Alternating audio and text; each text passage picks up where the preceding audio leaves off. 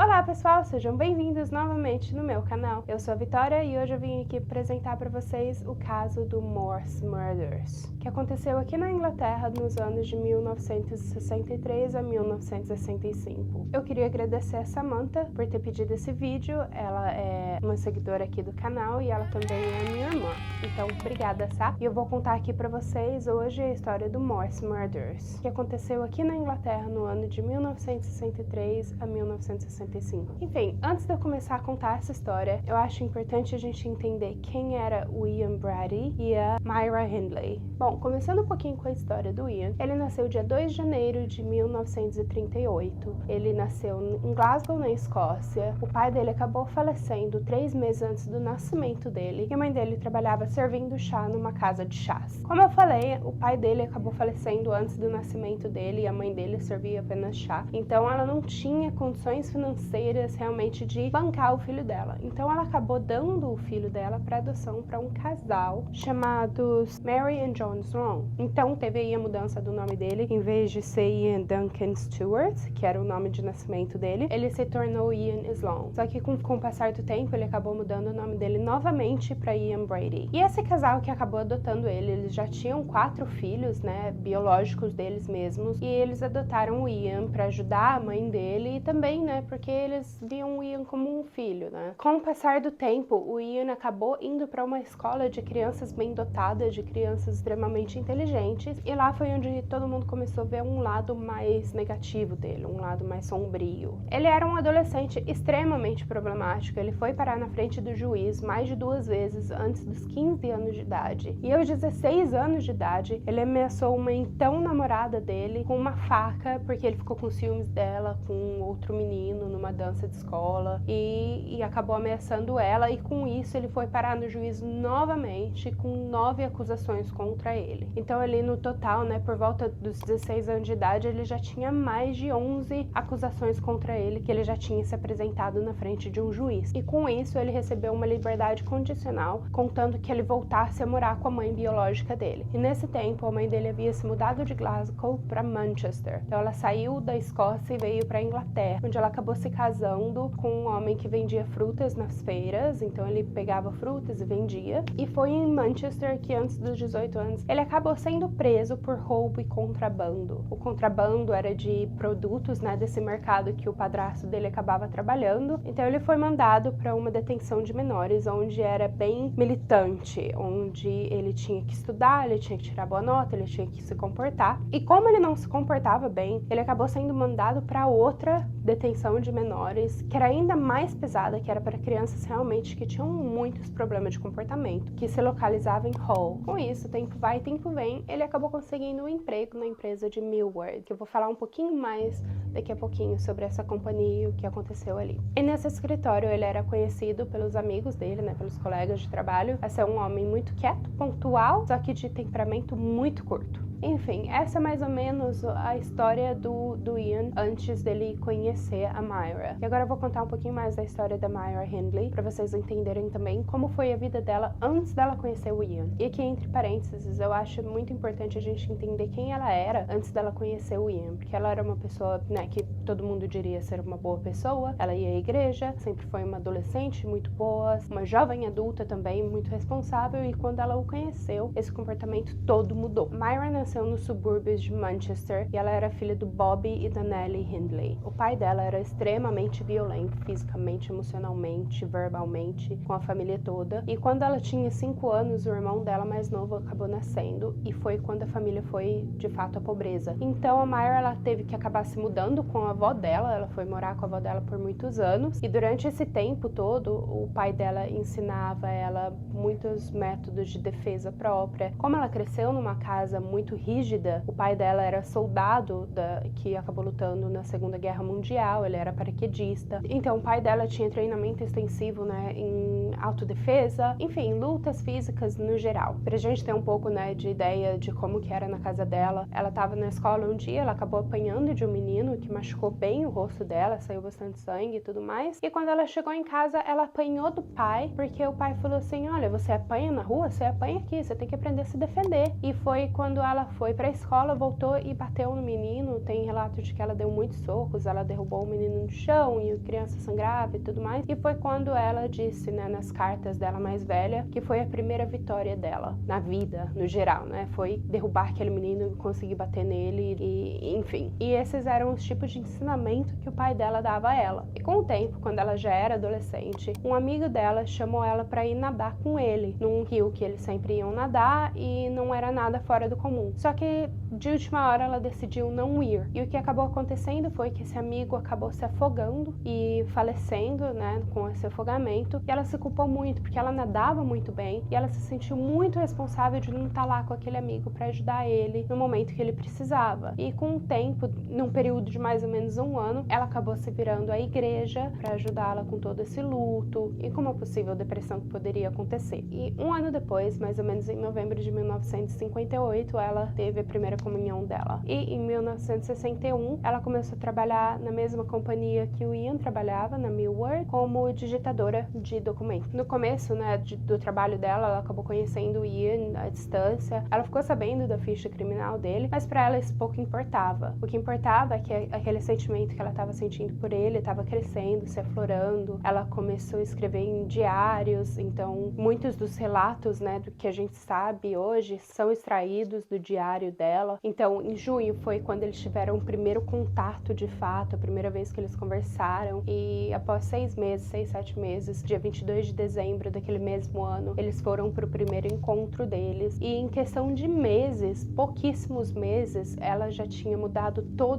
a crença dela, ela já não acreditava mais que Deus existia. Ele tinha ideologias nazistas enormes, ele acreditava muito no Hitler, ele idolatrava o Hitler, e ele acabou transferindo para ela todas essas crenças dele. Até que teve uma entrevista dela após anos dela já estar presa pelos crimes que eles cometeram juntos, em que ela mencionou que ele, em poucos meses, me convenceu que Deus não existe. Ele poderia ter me dito que a Terra era plana, que a Lua é feita de gorgonzola, que o Sol nasce no oeste, que eu iria acreditar. Tamanho era o poder dele de persuasão. E dito isso, eu já vou levar para vocês direto os crimes que eles acabaram cometendo, e depois eu vou fazer alguns comentários em relação a essa frase que ela mencionou e entre outras coisas que a gente vai conversar agora.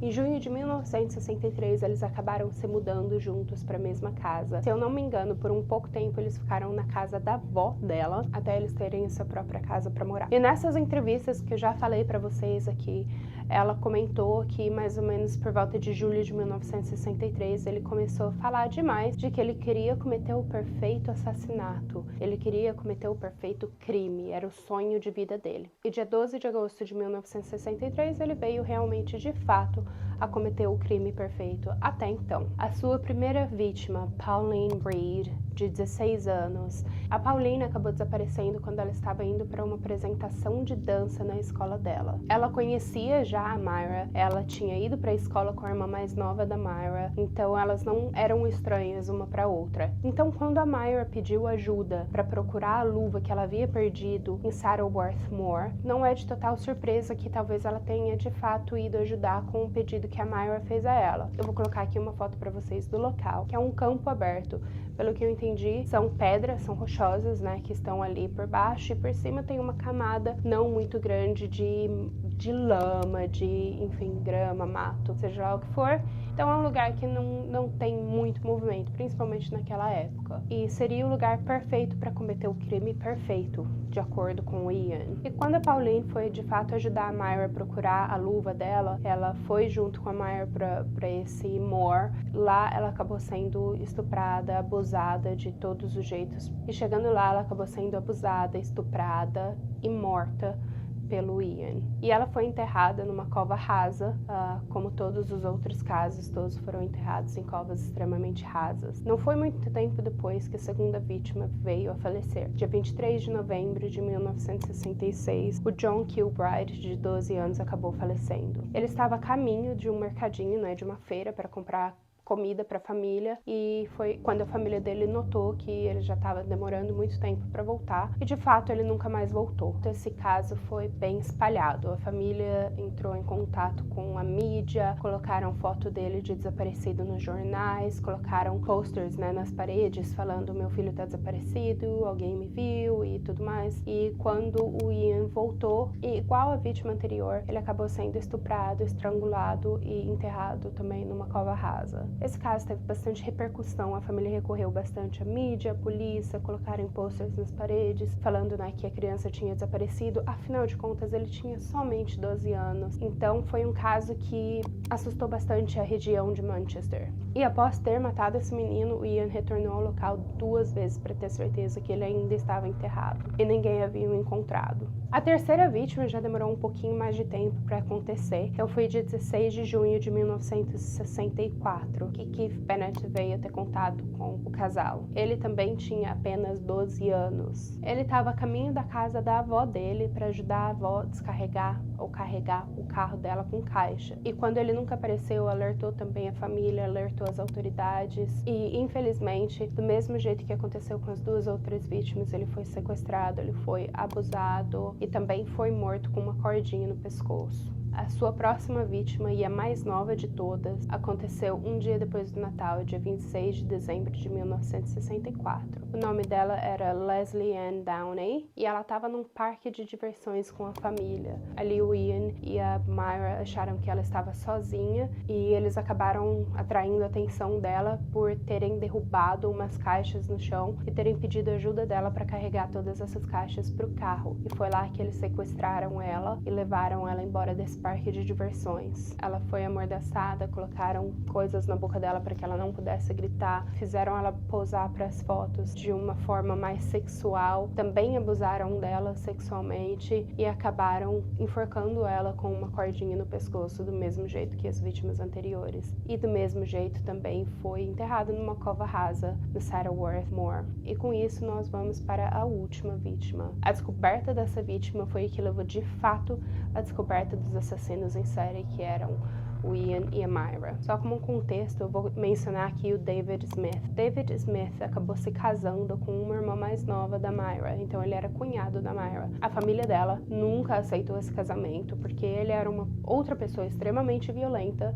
Aos 11 anos ele já estava na prisão por violência física contra outras crianças, então a gente consegue ver ali, né, um padrão de violência dentro dessa família que é um pouco fora do comum. E no dia 6 de outubro de 1965, Edward Evans, de 17 anos, acabou sendo morto por esse casal. Ele era um aprendiz de engenharia, então ele já tinha um pouco da vida dele encaminhada, ele foi a vítima mais velha do casal e ele foi levado à casa desse casal em pretensões de que teria ali uma interação sexual apenas e de que a Myra era irmã do Ian e não parceira, como de fato era. Eles começaram a beber vinho e foi quando o Ian pediu para Myra ir buscar o David Smith, lembrando que ele é cunhado dela. E o David era vizinho da Myra e do Ian. E foi quando o Ian pediu para Myra ir buscar o David e ela falou: olha, eu vou dar um sinal para você de luz quando for hora para você entrar. Passou ali um tempinho, quando ela deu o sinal de luz, ela piscou as luzes do corredor e ele entrou na casa. E ele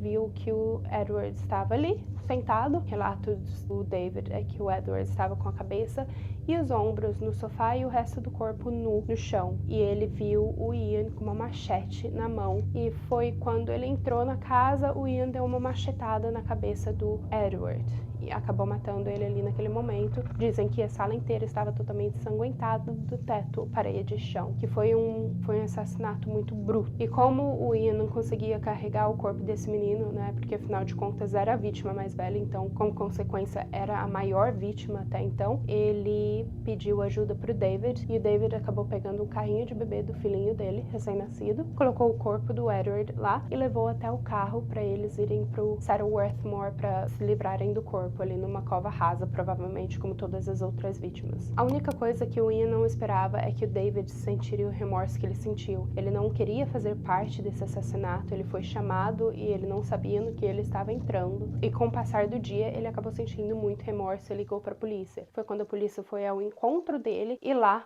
o David acabou falando, né, tudo o que aconteceu naquela noite, e foi quando a polícia foi prender de fato o Ian. A Myra ainda não foi presa porque ali eles ainda não tinham nenhum relato de se ela fazia parte ou não dos assassinatos dele. Até porque até então eles não sabiam que tinham mais assassinatos. Na interrogação, o Ian acabou deixando escapar de que ele tinha de fato mais vítimas e que a Myra também fazia parte desses assassinatos. Então ela também foi presa ali com o depoimento do Ian. Obviamente a polícia já sabia onde o corpo do Edward estava, porque o David acabou falando, e a polícia acabou entrando em contato com um book de fotos que o Ian e a Myra tinham, porque o Ian tinha uma fascinação com fotos, vídeos e áudios e tudo mais, mas principalmente fotos, ele tirava foto de tudo. Então, sabendo disso, a polícia acabou achando o troféu dele, que eram as fotos que ele guardava dos lugares que ele ia, e que no final das contas a gente acabou descobrindo que algumas dessas fotos foram tiradas exatamente em cima de onde tinha um corpo enterrado, e nessas fotos a gente conseguia ver a Myra rindo, com um cachorro no braço, outra foto estava apenas o Ian, e assim vai. Ele tinha, as fotos dele eram os troféus dele. E quando a polícia ficou sabendo que era ali no Sarah Worthmore que ele se livrava, né, do corpo das vítimas dele, a comunidade acabou se juntando para irem procurar o corpo. E foi quando eles encontraram o corpo da Leslie Ann, que ela tinha apenas os dedos da mão saindo do solo. E isso é importante para a gente ter uma noção de quão rasa eram essas covas, né? Porque ela estava ali com os dedos de fora do solo e o corpo todo enterrado com uma camada super fina de terra. E o corpo dela acabou sendo encontrado em outubro de 1965, no mesmo ano em que o Ian e a Myra foram descobertos como assassinos. E logo em seguida, o John Kilbride,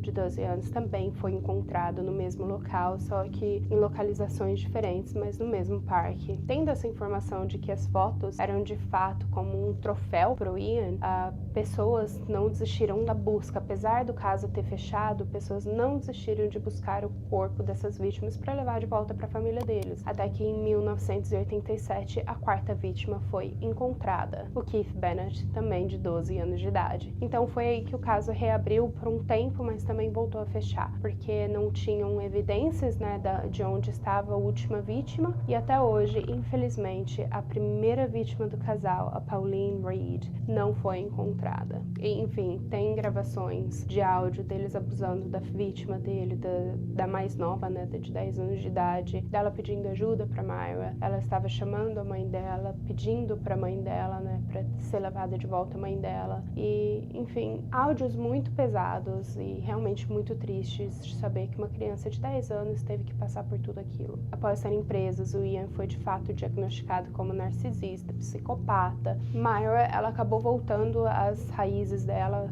antes de conhecer o Ian. Ela voltou para a igreja, afinal de contas ela nunca aceitou culpa, ela sempre se distanciou das mortes, mas o Ian sempre falou que ela ajudava a matar. Teve até uma das vítimas que ela mesma matou, não foi o Ian, mas que ele enterrou. São histórias que de fato a gente nunca vai saber qual é a real verdade, porque afinal de contas um fala uma coisa, o outro fala outra, e a gente não sabe o que de fato aconteceu. A Myra acabou falecendo dia 15 de novembro de 2002 e o Ian acabou falecendo dia 15 de maio de 2017. Coincidentemente, a mesma data, né? Dia 15, os dois. Enfim, eu não sei se vocês acreditam em coincidências, mas eu encontrei muitas coincidências com data de aniversário, com data de morte, tanto das vítimas quanto dos assassinos. E essa é a história do Morse Murders. Me contem aqui nos comentários o que vocês acharam desse caso. Eu queria agradecer de novo a Samantha. Obrigada, Sá, por ter pedido essa história, porque eu acho realmente que é uma história assustadora, é uma história triste, pedófilos, assassinos, e nenhuma criança merece o final que essas 5 crianças tiveram. Então me falem aqui nos comentários o que vocês acharam, deixem já o seu like, se inscrevam no canal, que isso ajuda bastante, assim como a Samantha. Se vocês querem pedir a história de vocês, peçam tanto aqui quanto lá no Instagram, que eu tô sempre à disposição para escutar o que vocês querem ouvir. Eu vou dar uma pesquisada e vou tentar trazer o melhor caso para vocês possível, tá bom?